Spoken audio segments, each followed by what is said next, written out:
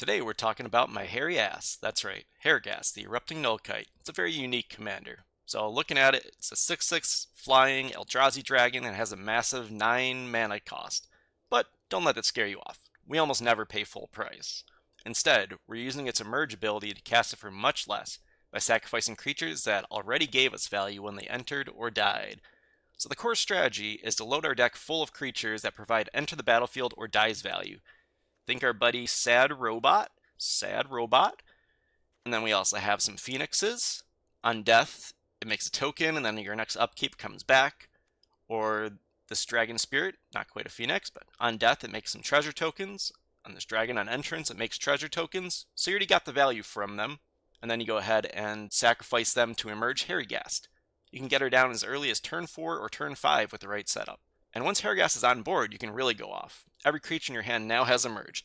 That means we can drop some massive threats like our Cityscape Leveler, Centering Titan, Kozilek, or Ulamog for free, basically, just by feeding Herigast to them. You would get a 9 mana discount, so that's how Emerge works. You cast a spell by sacrificing a creature and paying the Emerge cost reduced by that creature's mana value.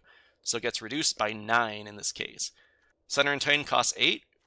If we emerge Herigast, we get a 9 mana discount, making it absolutely free. This is free, this is free, this is free, this is free, this is free, so on and so forth.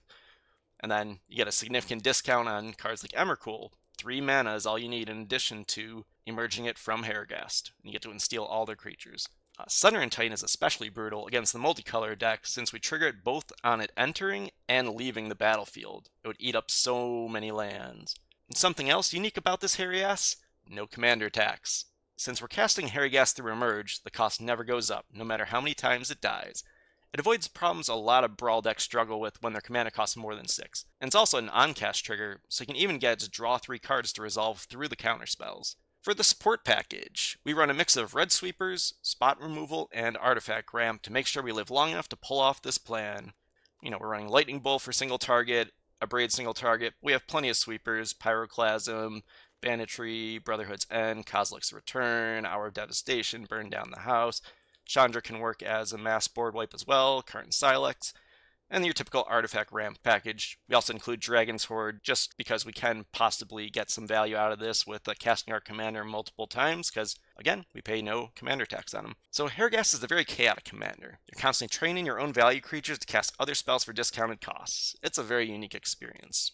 Oh, and the lands. Since we have cards that require some generic mana cost specifically, like Null Elemental Blast, Thought Not Seer, Kozilek the Great Distortion, we need to make sure we have some lands that support, like Ramanap Ruins can do colorless or red, this can do colorless or red, this can do colorless or red, and so on. It's a consideration you have to do. With Herigast, your mulligan decisions mainly come down to getting early ramp and having some sort of creature that you can sacrifice to Herigast early on, ideally. Like here we have a couple lands, we have ramp, we have Spawn Gang Commander, which is a decent way of doing it. It is a little bit slow though, so this is not an ideal one. Let's see what else. So here, got 3 lands. Palantir is more like a draw engine. This is a pretty bad one. I would toss that one back. This one's got Lightning Bolt, Brotherhood's End, and Paradise. So we do have ramp. We do have early interactions, and then we have Rapacious Dragon. So this is a keep for sure. This is a really good hand. Alright, so here, we already did some ramp. We took out their commander a couple times. Now, and whenever we attack with Urza Construction Zone, it's going to go ahead and fetch a land. One of the Urza lands, very cool. And then we play it. And on death, it's also going to do one, so we go and emerge onto it. And also it's going to do 5 damage to everything when Kozilek's Return comes back.